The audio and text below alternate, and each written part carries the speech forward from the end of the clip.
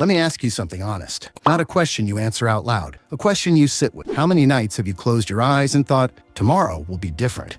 You felt it. That quiet fire. That real intention. You set the alarm. You imagine the version of yourself who wakes early, studies hard, moves with purpose. And then tomorrow came, and it looked exactly like yesterday. You didn't fail because you're lazy. You didn't fail because you're not smart enough. You failed because no one ever taught you how to build a day that actually works. And that's not weakness. That's just the truth. But here's what's also true. The day you stop waiting for motivation and start building structure, everything shifts. This is that day. Every morning you wake up, you're given a blank page, 24 hours, and every single one of those hours is either working for you or against you. There is no neutral. Most students never learn how to write that page well.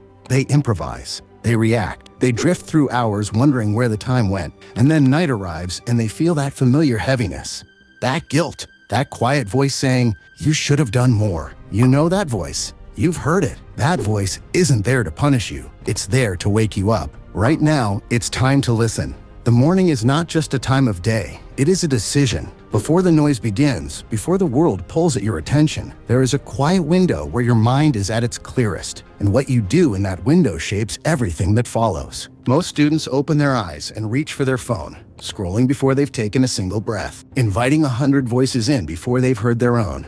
And then they wonder why they feel scattered before the day has even started. Wake up when the world is still quiet. 5:30, 6, 6:30. Open your window, drink water, let natural light hit your face.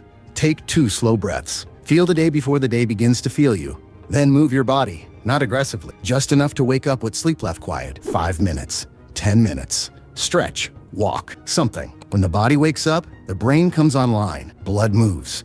Oxygen reaches where it's needed. You stop dragging and you start feeling ready. Then eat. Something simple, something real. Your brain burns through energy when you focus, when you think, when you wrestle with something difficult. Skipping breakfast doesn't make you disciplined. It makes you slow. Fuel yourself the way someone who respects their own goals would. Now study your hardest subject, your most demanding material, because your brain is at its peak right now. Don't waste that on content that doesn't matter. 1 focused hour in the morning is worth more than 3 exhausted hours at night.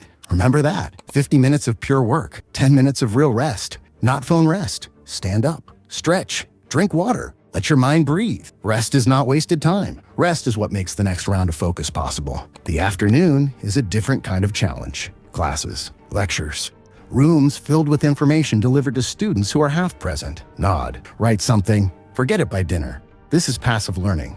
This is throwing seeds onto dry ground and expecting a forest. Process what you hear. Translate it into your own language. Ask questions. After class, spend 3 minutes summarizing what you actually understood.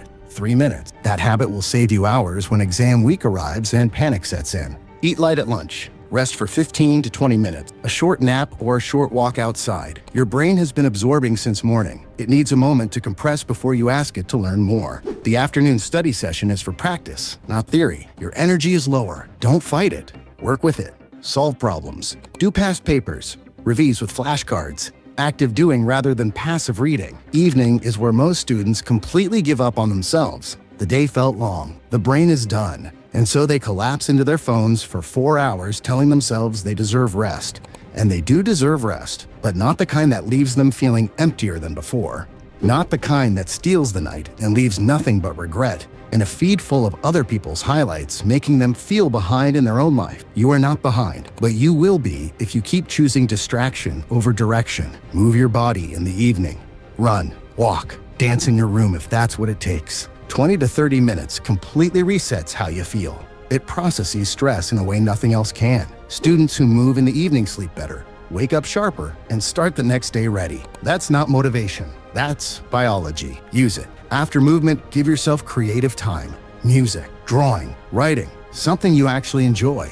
Creating instead of consuming. That shift matters more than you think. It keeps you from burning out. It keeps life from feeling like nothing but obligation. Then do light revision. Not new material, just a quiet review of what you covered earlier. A few summaries in your own words. This is the habit that makes information permanent. Before you sleep, plan tomorrow. 5 minutes. Specific tasks, not study, actual tasks. Finish chapter 3. Solve 15 problems. Write it down. Because your brain orbits unfinished things. That's why you lie down and can't stop thinking. When you write it down, your brain releases it. It can finally rest. Put the phone down before bed. Blue light tells your brain it's still daytime. So you scroll until midnight, until 2, and then you wonder why the cycle never breaks. The cycle breaks when you break it. Not when it becomes easy, when you decide. Sleep 7 to 8 hours. Sleep is when your brain saves what you studied. Cut your sleep and you erase your own effort. Protect it. Now, your mindset. Stop comparing your hours to someone else's. Stop measuring yourself against people online. Consistency is the only currency that actually compounds. 4 focused hours every day beats 12 scattered hours twice a week. Always. And when you fall off, because you will, don't spiral. Don't let one bad day become one bad week. The students who succeed are not the ones who never fall. They are the ones who climb back on the next morning without drama, without guilt. The restart is the skill. Master that and nothing can stop you.